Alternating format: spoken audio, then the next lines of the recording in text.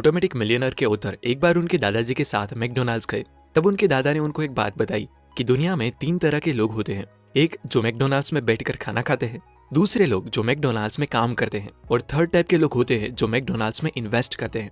Author ने अपनी life में काफी पहले ही इस चीज को सीख लिया था कि इन्वेस्टर बनना फाइनेंशियल फ्रीडम पाने का सबसे बेस्ट तरीका है। और इसी कॉन्सेप्ट को रिच डैड पुअर डैड के ऑथर रॉबर्ट कियोसाकी ने अपनी book the rich dad's cash flow quadrant में काफी डिटेल में एक्सप्लेन किया है, जिसे वो दी ESBI फॉर्मूला कहते हैं। रॉबर्ट कियोसाकी कहते हैं कि दुनिया में सिर्फ 4 टाइप के ही लोग होते हैं, E, S, B और I।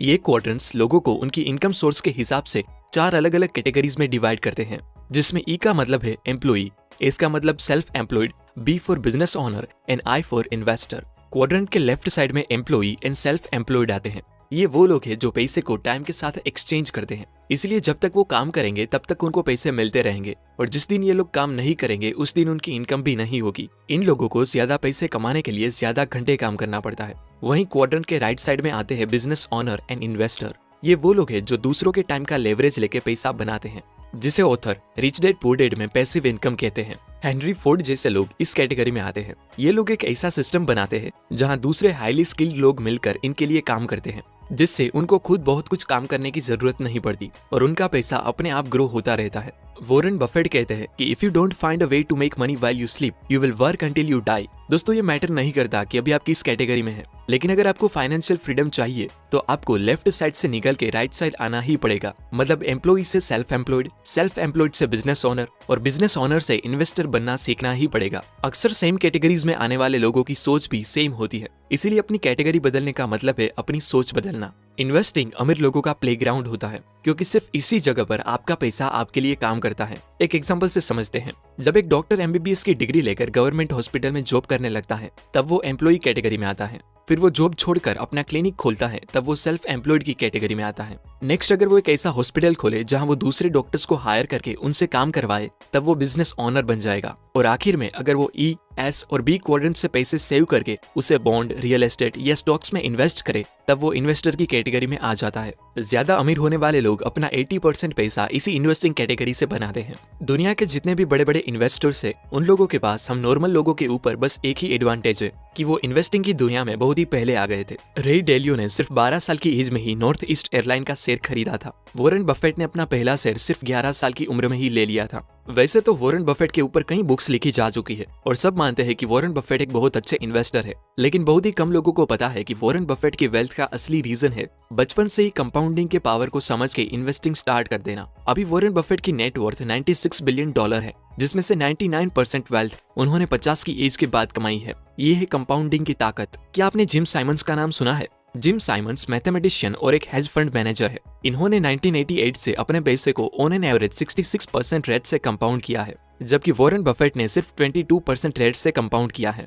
जिम साइमन की नेटवर्थ करीबन $24 बिलियन है, यानी कि वॉरेन बफेट से 75% कम। लेकिन ऐसा क्यों? ऑब्वियसली रीजन है कंपाउंडिंग का। जिम साइमन ने इन्वेस्टिंग स्टार्ट करी थी 50 की एज में, लेकिन वॉरेन बफेट ने 11 साल की उम्र से ही अपना पैसा इन्वेस्ट करना स्टार्ट कर दिया था। अगर वॉरेन बफेट की तरह जिम साइमन को 70 इयर्स मिल जाते पैसे कंपाउंड करने के लिए और उनके पैसे 66% रेट से कंपाउंड होते रहते, तो आज उनकी नेटवर्थ कई लाख ट्रिलियन डॉलर में होती। अल्बर्ट आइंस्टाइन कहते हैं कि कंपाउंड इंटरेस्ट दुनिया का 8वां अजूबा है और कंपाउंडिंग दुनिया की सबसे पावरफुल चीज। चलिए एक एग्जांपल से समझते हैं। अगर मैं आपको और आपके दोस्त को 2 ऑप्शन दूं कि आप 50 लाख रुपए आज ले ले या फिर 1 रुपया जो हर अगले 31 डेज तक डबल होगा, तो आप क्या चूज करोगे? मान लीजिए आपका दोस्त 50 लाख वाला ऑप्शन चूज करता है और आप वो 1 रुपए वाला, तो 4 दिन बाद आपके दोस्त के पास हो गए 50 लाख रुपए और आपके पास सिर्फ 8 रुपए।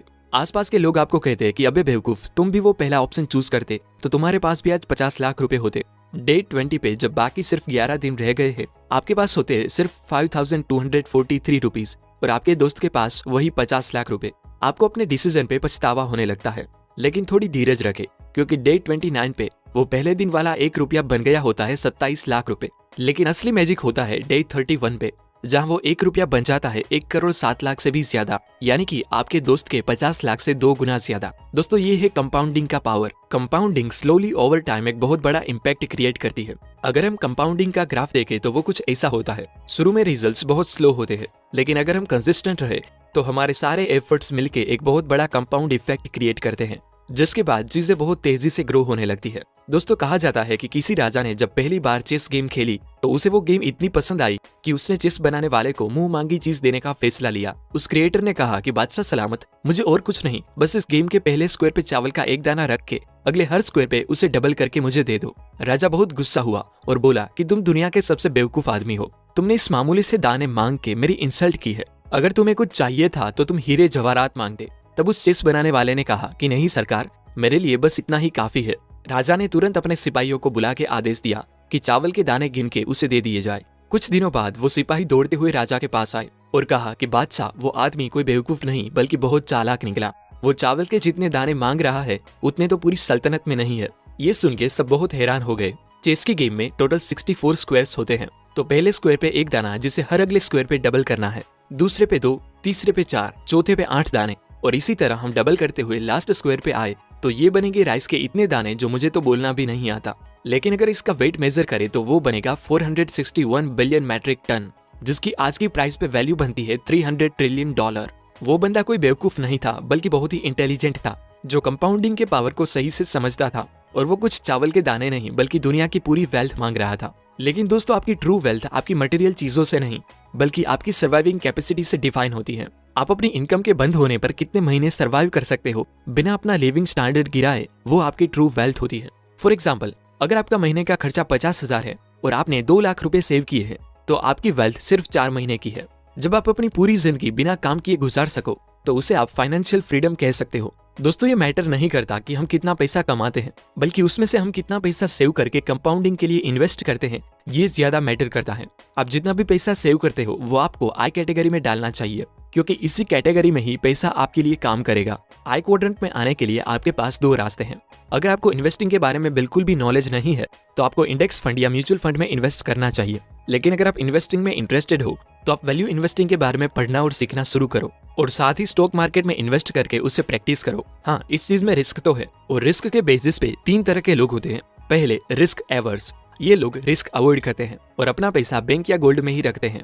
दूसरे गैम्बलर्स, जो इन्वेस्टिंग को बस लक और चांस का गेम समझते हैं।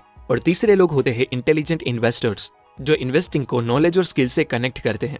दोस्तों अगर अभी आप ई या एस क्वाड्रेंट में हैं तो आपको क्या करना चाहिए? पहले तो आप बिल्कुल टाइम गवाए बिना जितने हो सके उतने पैसे सेव करें और उसे आई क्वाड्रेंट में इन्वेस्ट करें।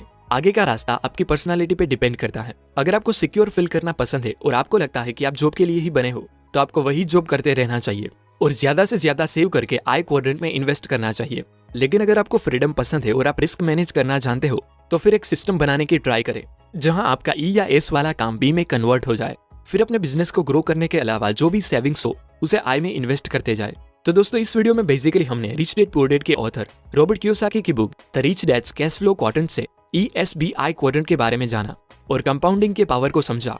अगर आप भी अपने पैसे को कंपाउंड करना चाहते हैं तो इसका एक मेथड है इन्वेस्टिंग, जिसमें आप वॉरेन बफेट की तरह ग्रेट कंपनीज के शेयर खरीद के उसे लंबे समय तक होल्ड करके रखें ताकि वो कंपाउंड कर सके। लेकिन उससे भी पहला स्टेप है सीखते रहना और ये सभी बातें मैंने the rich dad's cash flow quadrant से सीखी है। अगर आप इस टॉपिक में इंटरेस्टेड हो तो ही इस बुक को खरीदना, क्योंकि बुक्स पढ़ने के लिए होती है, शोपीस के लिए नहीं। धन्यवाद।